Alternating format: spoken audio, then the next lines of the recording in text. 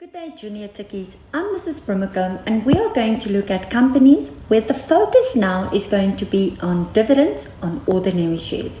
Now, before we start with the activity, to go through some basics. Dividends on ordinary shares. What does that mean? It means that a portion of the profits, the net profit after tax, is paid out to our shareholders. This can happen halfway through the year or at the end of the accounting period. So when it happens halfway through the year, this is called interim dividends.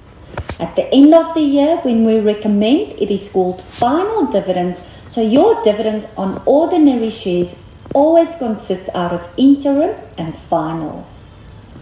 Dividends on ordinary shares will appear in your nominal account section. Why? It's an expense, but it doesn't form part of your operating expenses. It forms part of the distributions of profits, and this is why it is closed off to the appropriation account.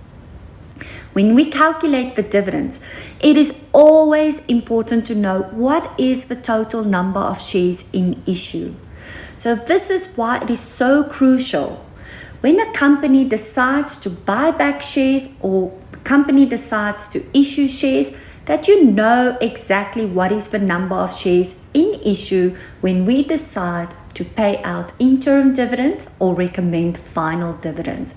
And then secondly, what is also very important is to know that if the new shareholders or existing shareholders, will they qualify for interim or final dividends or not?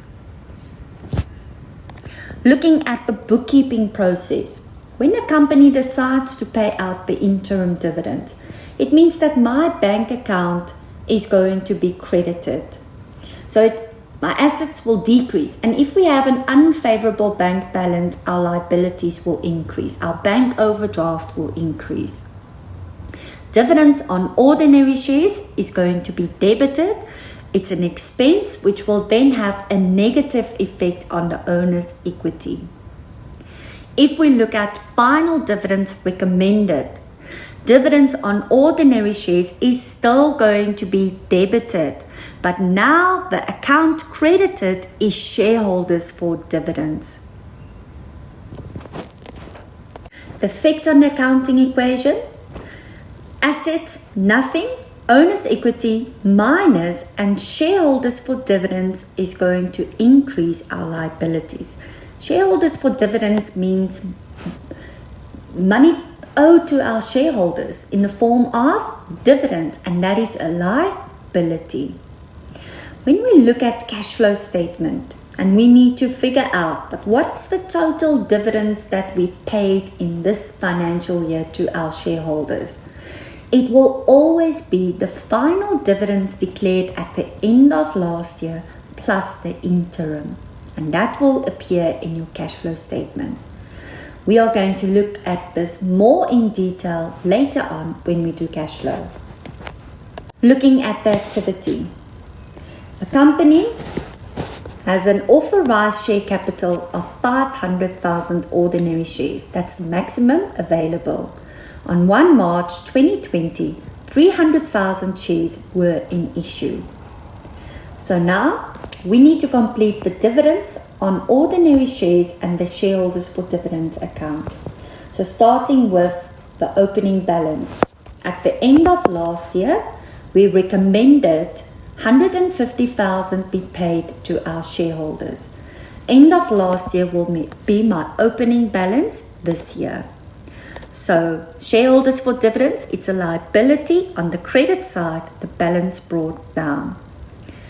Looking at the transactions, on 30 March 2020, paid the amount due to the shareholders, which means whatever we owe them from the previous year is paid this year. It means my shareholders for dividends will now be debited with 150,000.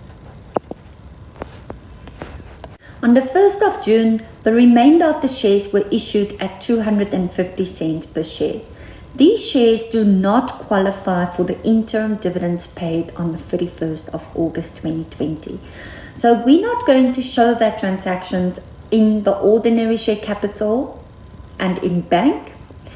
We need this information to find out, but what is the number of shares in issue that we need to use then? If I look at on a timeline, on the 1st of June, plus 200,000 shares were issued. Now, the information right in the beginning said on the 1st of March 2020, 300,000 shares were issued. So in total, we have 500,000 shares in issue. But now, looking at the instructions, it says these shares do not qualify for interim dividends. So on the 31st of August, after 6 months of trading, a dividend of 60 cents per share was declared. So if I want to find out what is the dividends paid out, we are going to use the 300,000 on the 1st of March 2020. So the interim dividends on ordinary shares is debited with 300,000 times 60 cents. And why do I not use the 500,000? The instructions specifically say they do not qualify for the interim dividends. 28th February 2021, a dividend of 65 cents per share was declared. These dividends will only be paid in the next financial year. So again, we need to look at our timeline now. How many shares are in issue? 500,000. The shares were declared at the end of the accounting period. So this means that we need to use 500,000 times 65 cents. Dividends on ordinary shares is debited with 325,000, and shareholders for dividends is credited with the same amount. Now, at the end of the accounting period, the total dividends on ordinary shares, which consist out of interim dividends paid plus final dividends recommended, is 505,000, and this is closed off to the appropriation account. Shareholders for dividends is a liability. It's in the balance sheet account section. So my new balance, take the credit side minus the debit side, is 325,000. To show the effect on the accounting equation for the interim dividends paid, account debited, dividends on ordinary shares, account credited, bank, assets and owner's equity minus 180,000. To show the final dividends recommended, account debited, dividends on ordinary shares, account credited, shareholders for dividends, owner's equity minus liabilities plus 325,000. Third question, what amount would be shown in the balance sheet in respect of dividends on 28th February 2021? Indicate where in the balance sheet it will appear.